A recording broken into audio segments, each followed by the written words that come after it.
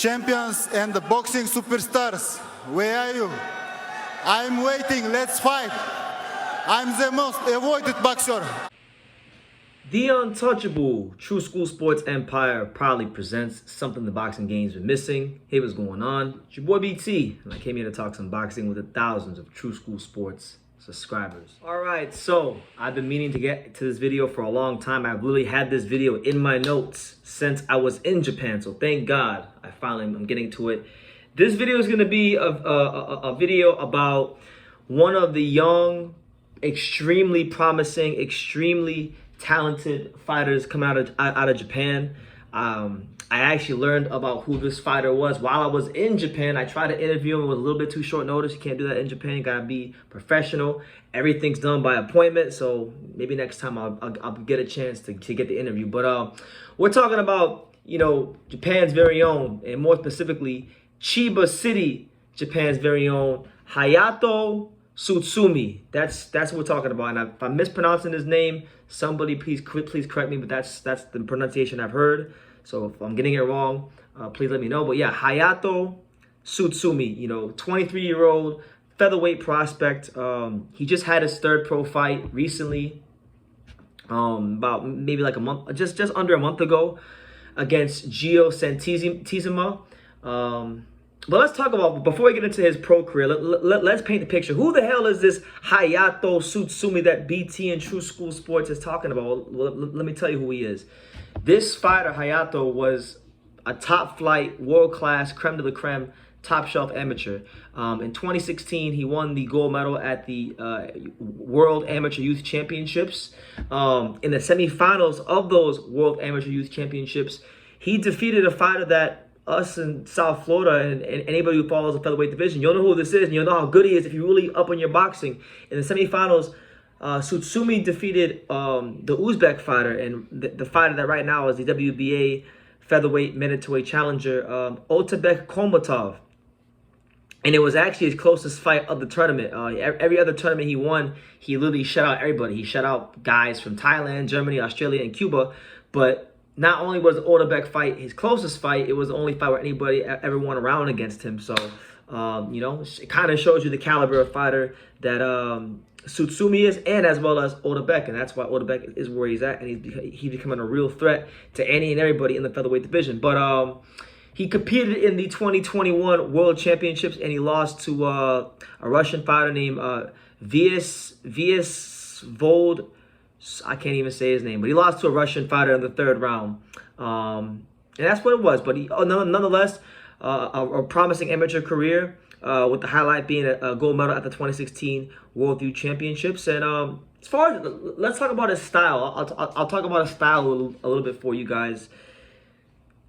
I don't want to put too much pressure on the guy, but when you look at Hayato Tsutsumi's, you know, what he's done right now. I mean, his last pro fight, he beat Gio Santizima for the very prestigious, you know, Oriental and Pacific Boxing Federation title. You know, the OPBF title. This is a this is the title that all the Japanese fighters normally win early in their career, and it's normally the first step towards fast tracking them. If you look at Naoya Inoue's career, if you look at Kosai Tanaka's career, these are fighters that won world titles in multiple weight classes, but before they captured the world title, they captured the OPBF title. And funny enough, right, Tsutsumi won this title, the OPBF title at featherweight. He won it in his third pro fight, which is actually faster than Naoya Inoue and Kosai Tanaka.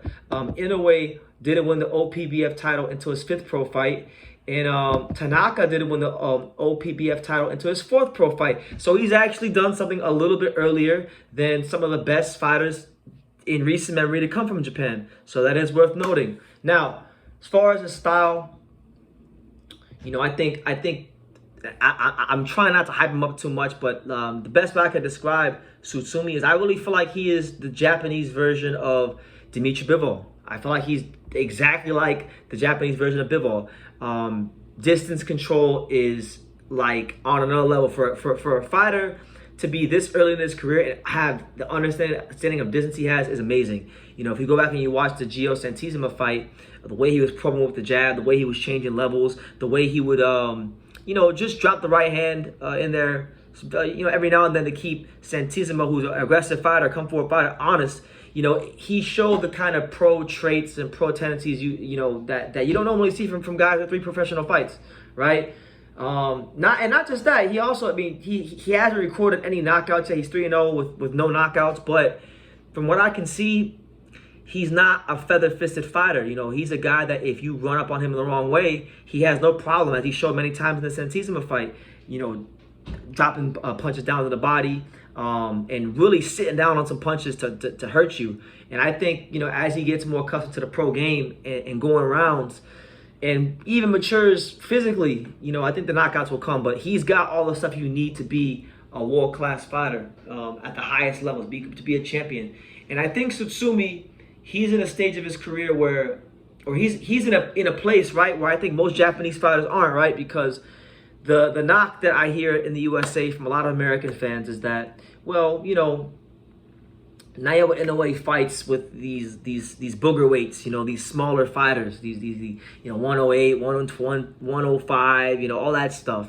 So sometimes people can downplay guys like Inoue or Roma Gonzalez because they're below featherweight. Well, Hayato Tsutsumi is a featherweight. He's turning pro at featherweight. And when we look at his 5'7" frame, he looks like the kind of guy that can compete probably as high as maybe 130 or 135. So, with that being said, and with that being established here on True School Sports, I feel like Tsutsumi is going to be a fighter where it won't be too long. If it's not already in the works, it's going to happen soon. Tsutsumi, sometime soon, will sign a big-time co-promotional deal with the big-time promoter here in the States, much like Naoya Inoue has, to televise and promote his fights, because he is a top flight talent, and I feel like he's going to be moved quickly. And like I say, he is, to me, style wise, he is the Dmitry Bivol of Japanese boxing. Distance control is amazing. And like I said earlier, I learned about him when I was in Japan. I never heard about him before I went to Japan, but everyone was telling me. A lot of people, Japanese people who speak English, who follow me on Instagram, were messaging me saying, True School, BT, you got to try to interview this guy. And I said, well, who the hell is this guy? And then when I looked into him, I saw just how good he is. So, you know, as far as Tsutsumi's concerned, other facts you may want to know about him, he has sparred some of the best fighters in boxing. Tsutsumi, before he even turned pro, was a regular sparring partner for none other than the monster himself, Naoya Inoue. So it shows you, if he's at Ohashi Boxing Gym consistently over the years, being used as a sparring partner for Naoya Inoue, clearly the work he was given and the looks he was giving Inoue in the ring had to have been, you know, really good. Otherwise, they wouldn't bring him back, because if you can't hang with a monster, you get butchered. So that says a lot about him. He's actually been here to America. He was at Salah's gym, and he's also done rounds with current WBO featherweight champion Robeisy Ramirez. So, you know, he's got great experience as an amateur. He's getting great experience in the gym.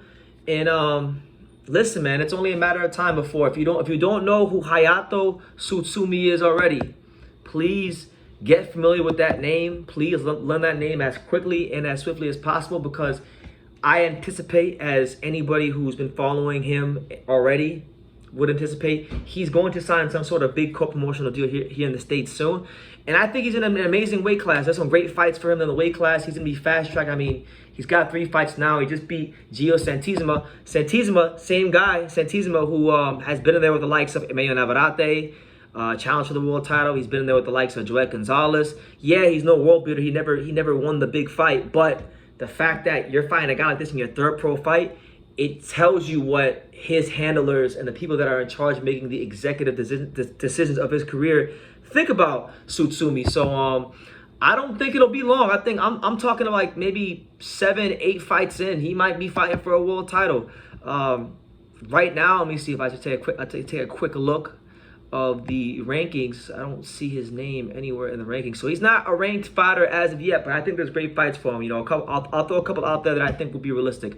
I think him in a rematch against Otabek Komatov of their 2016 World Amateur Championship semifinal fight. That could be a fight in this division because Komotov is WBA mandatory. He might be a fight or two away from being a world champion himself. So maybe that fight winds up being for a world title later on down the road. You got Reese Ramirez, who we sparred with. Maybe that winds up being a world title fight. You got some good fights in this division. But yeah, that's the news. That's my take on Hayato Tsutsumi. I'm going to be talking about him a lot as the years go on, so I just wanted to get him in the rotation of True School Sports and let you guys know what he's about. And yeah, for anybody in Japan who's watching this, if you guys know anything about Hayato Tsutsumi that I didn't say or don't know, feel free to drop it in the comments down below because I like to learn more about him as well. And yeah, leave your comments down below. Make sure you guys take the time to subscribe. And like I say in every single one of these videos, you can love me or you can hate me, but I'm just a kid from Dang. So until next time, take care, guys. Thank you for watching another video on the untouchable True School Sports Empire. We're here at the Hatanaka Boxing Gym in Nagoya, Japan. And for more great videos just like this one, make sure you guys click right here.